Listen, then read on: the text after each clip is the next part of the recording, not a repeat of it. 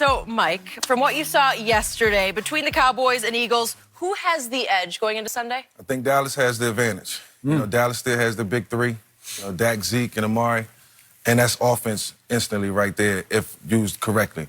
And the win yesterday gave them a lot of morale, I tell you that. It does a lot for a locker room on both sides of the ball, in which they are healthy on the offensive side of the ball, on the defensive side of the ball. They got all the pieces in place. The Eagles, on the other hand, they gotta fight for everything right now. And it wasn't an easy win versus the Washington Redskins, but they found a way to do it, and I think they found a formula. But the only thing that's helping them right now and what will help them this Sunday is them being at home. But, when you just got Carson standing and a couple good defensive players, it doesn't seem like a good fit for the Philadelphia Eagles. Especially late. I think Carson has stepped up to the plate. I think he's done great, in terms of what they've needed him to do and the amount of weapons around him. It's just hard to look at this team and say, this is a team that we want to see in the playoffs because of just the lack of talent that they have. A lot of guys on the sideline, a lot of guys on IR. It's just not a good fit. But for the Cowboys, they're in a good stand. They're in a good situation right now. If this Eagles team were to make the playoffs, they're getting beat by 20 points, whoever they play at home, their first game, Skip. Right now, the Eagles are being held together by Elmer's glue and popsicle sticks.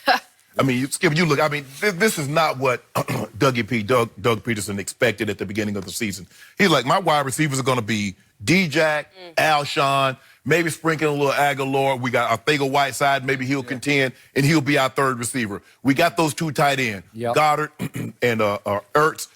We good, Miles Sanders, so we're going to be good in that area. But I tell you what's most disappointing to him is the way his defense is playing. His defense has let him down, Skip. That unit should be better.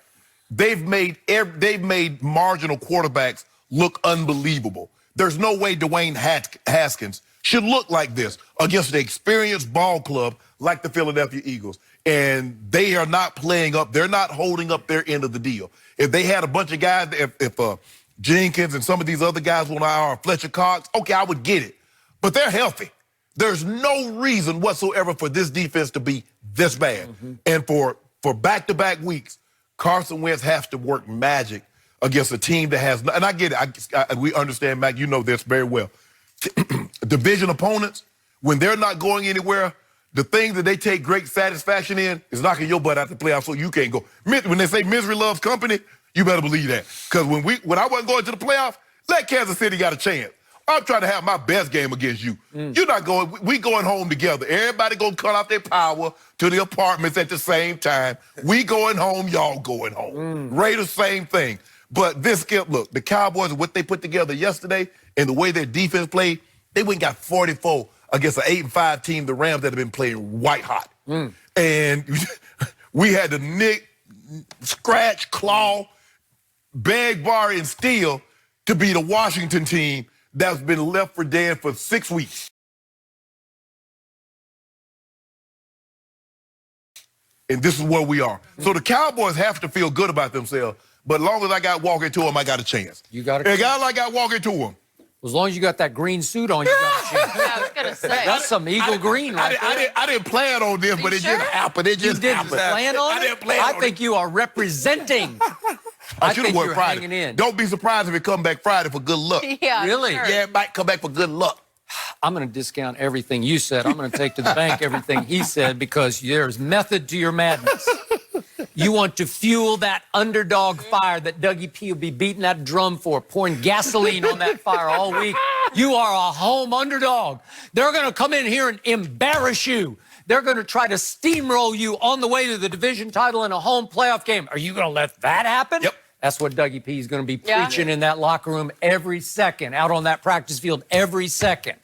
So I'm going to say this because I'm going to be careful with those Eagles because I do still respect, and I'll go so far as to fear, the defensive front seven. On paper, it's better than my front seven. It just is. I don't know why it hasn't played up to that, but neither is mine for much of the year. But if I start reading you the names across that front, you know and I know, it is stout, man. And if they rise up and play the way my team suddenly got inspired to play yesterday, they'll hang tough in this game. You better believe they will. At some point in time, you got to have pieces. Offensively, they just don't have the weaponry. to compete with Dallas on a consistent basis, down in and down out. That's You know what? difference. Miles Sanders is pretty good. Oh, he's getting better. He's getting better. He's getting better. I mean, he scares me.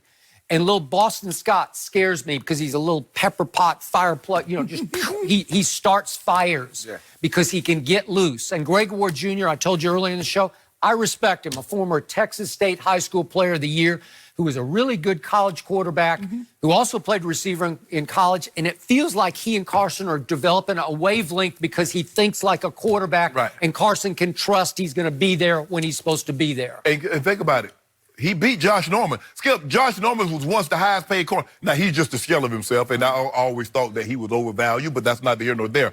But to make that play, he's only going to gain more He confidence. just outquicked him to the flag. Because in a situation like that, when you're dealing with a guy like this, a guy that was a practice squad guy, Skip, he got released. You're like, hey, then you start to doubt, am I good enough? They bring you back, you get cut again, and then you start playing. And you see the quarterback, that's Carson Wentz. That's just not any quarterback that's going to be out, that's going to, with somebody, they're waiting to draft somebody, and he's going to be in there. That's your franchise guy. And he has confidence in me. He gave me the, look at this. To Skip that big third down, he threw the ball to him. Now, Ertz, you know Ertz is his favorite target. He's like, no, I'm going to this kid. And on the game-winning touchdown, he goes to this kid. Now this kid like, man, I belong. Now, he's going to be the deal with moving forward. The confidence that you get by having a guy like Carson Wentz throw you the ball in those type situations, Skip.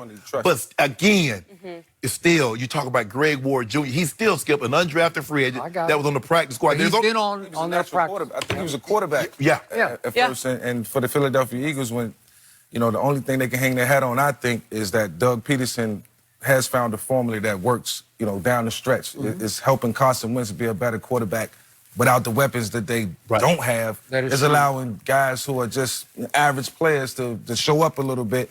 And, you know, if he can do that, then they may have a chance. But I doubt it because the Dallas Cowboys, I think they're hitting their stride right now. The reason why they won this game, Skip, you look at red zone efficiency, they're 4 for 5. Goal-to-goal efficiency, they're 3 or 4. That'll do it. When you get down there and you don't kick field goals, you settle for you get touchdowns instead of kicking field goals. That's the difference in the ball game, and that's going to be the difference. Now, I don't know how many times they'll get there, but when you get down in there, you better cash it in because Dallas, with what I saw the Eagles put on tape yesterday against Washington, Dallas will hang 45 on. Yeah, they struggled. That was the Dallas you saw yesterday. Not the Dallas I saw the week before and the week before and the week before. I said the Dallas that we saw yesterday. Okay, I would like to believe my team exploded and took off and launched yesterday. And I've been telling you for weeks, I know it's in there. I got to see it. And they need to feel it because to your first point, once that happens, once 44-21 happens, and it was 37-7 with 6 minutes to go. Especially late in the season. Once that happens, you explode. Sure. And you remember Troy Aikman said at the end of the telecast on the Thursday night at Chicago, boy, it's just hard to imagine how they're going to come back from this. Right. But Troy did acknowledge late in yesterday's game that, hey, in our 1995 push to the Super Bowl, because I was there, I wrote a book about it and covered it every game. They lost 3 of 5 late. Then they came home and they barely beat the Giants 21-20. Then they went to Arizona, and Troy mentioned this yesterday with 2:30 left in the game. We went and won at Arizona. Arizona finished 4-12 that year, and they just routed them. It was 37-7. And Troy said, we took off. Right. Well, so it's possible. Now, that team was way better than this. It was loaded. And plus, they had already won 2 Super Bowls and lost the NFC Championship the year before. That team wound up. That team wound up 12-4. But how about you give what you call him? Old Red some credit. He showed him that highlight tape. He said, guys, this is what we are. Yeah. This is what we're capable of being. Red had his best game of the year last year doing He was his best the whole year. Skip, and the highlight tape. His butt slapping yesterday was extraordinary. I've never seen anything like his butt slapping. So you ain't gonna give him He was really good. I mean, it was like all-pro butt slapping. What about the highlight tape that he showed? It was Hall of Fame butt slapping. So you don't want to give better about the highlight tape? It went in one eye and out the other. No, you saw the way they played. I told you what happened They were last week. inspired. All they heard all week was, people are betting you from a 3.5-point favorite to a 2-point dog at home, as in dog. Watch what Dougie P got another one. Dougie P got the video crew right now working on a highlight tape. He does. He gonna show them that thing. Yeah. You gonna come out, they gonna be spraying fire. Final countdown. Okay. I've told you from day one this year, My team's a little better than your Eagles. It's just a little bit better. I think my quarterback's Right a now, little they bit might be a lot bit better. Right now. Okay? And I think they will carry huge momentum into a game at Philly where they're good at Philly. They've always played tough at Philly. You remember a few games. Yeah, I mean, this game is a rival. Yeah. You know, and it'll always be that way. I actually thought it was week 17. I didn't know it was this week. That's my fault for not knowing. But it couldn't have came at a better time. You know, For when both Dallas. teams have come for Dallas Oh, and I okay. think for Philadelphia, if you know, you have some type of momentum going in after a win, and a win is a win in the NFL, the Listen, way you, in 2 anyway division you look wins at in a it. row, I give you. Listen, Yeah, so Carson led a drive that beat the Giants, and he led a drive that beat the Redskins, even though the rest of the game was disposable. They're gonna have to do something that they didn't do the last. They're gonna have to get some turnovers. Yeah. I don't know if they can go head to head with Dallas unless they get a couple of extra possessions. That's the way they're gonna have to win You'd this be game. right. And finally, my defense is contagiously taking the football away. Yeah. I love it. Walking to him, If both teams show up, the Dallas Cowboys should win. Okay. Bottom line. That's good. But the one guy I fear the most is number 86. He's still there. When you say there's lack of weaponry, Zach Ertz is really good. There are days I think he's better than Kelsey, and there are days I think Kelsey's better. Well, right now, George Kittle is the best yeah, tight end. you could make that. Easy. I know we saw them face off week 7. It just feels like a long time ago. 2 different teams, a long time Payback. Yep. between these two. The Maybe big a payback. highlight I video can't of that game. Yeah, the big payback. That was old Dougie P. Old Dougie P got something brewing too now. Highlight video. Yeah. I like it. You're getting your confidence back. I need that. That's what we want. They go, We they have want Jordan someone Howard here. back this week or no? Probably. I don't know. No. I don't know. They're doing okay with Miles Sanders. We need G-Jack and Alshon back this week. That's what we need. Always good to have you, Mike. Appreciate you being here. Moving on. How incriminating was the new video of the Patriots crew filming the Bengals sideline? James Harris.